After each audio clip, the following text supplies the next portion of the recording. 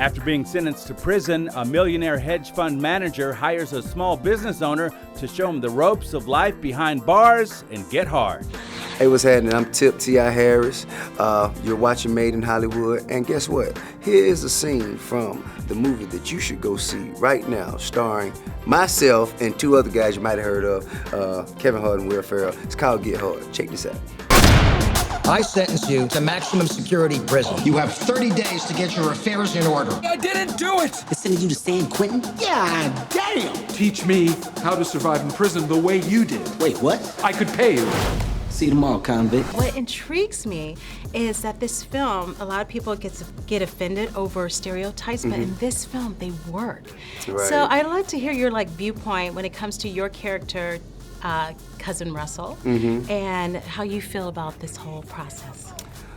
Well, I mean, I think how people feel about films when they're stereotypical or offensive. Mind you, first of all, it's a comedy, okay? Ease up. And most comedies, the best ones, they are offensive.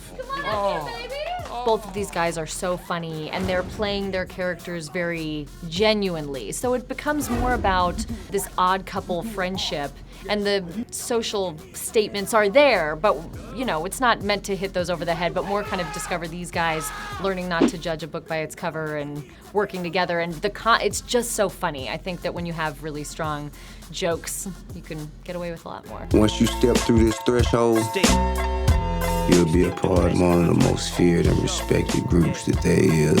Check me out. Hello?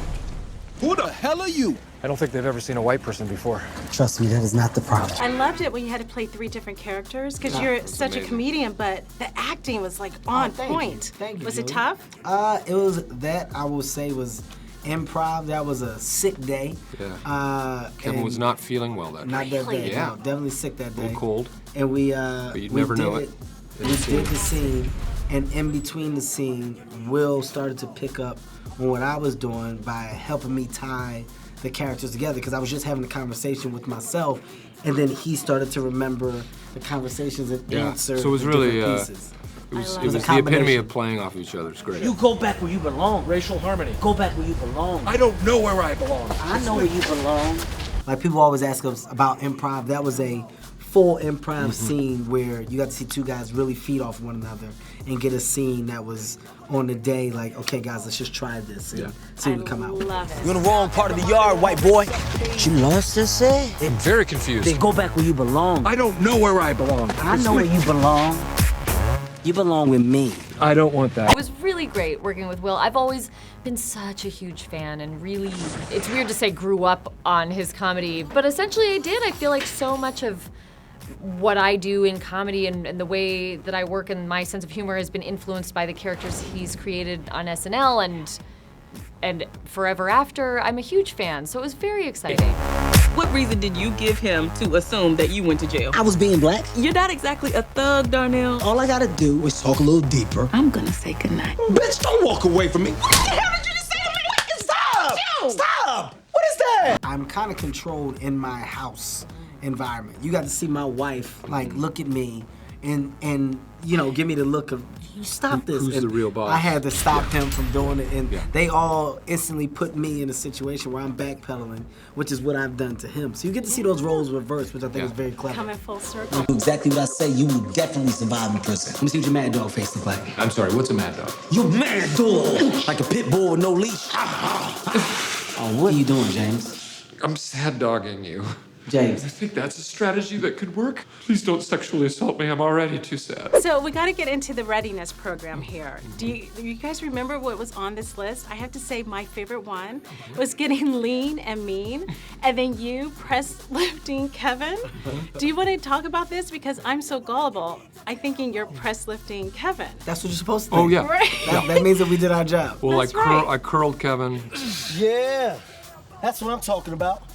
I bench press. I clean and jerked Kevin. Well, you're saying physical comedy, but you're also seeing the ridiculousness of what I prepared for him to Well, do. also the innovation of Darnell Yeah, to use how creative himself I got. as the weight. I have a state-of-the-art gym 40 feet away. Ain't no gyms in San Quentin. Look, you don't have weights around here, so we're gonna figure it out. I'm about 145. We do this, we do it hard. I can get hard. We're about to simulate a prison riot.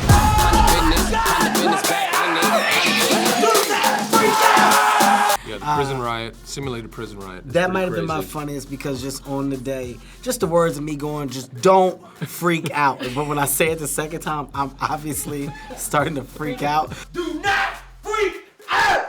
Don't freak out! But he's like, what?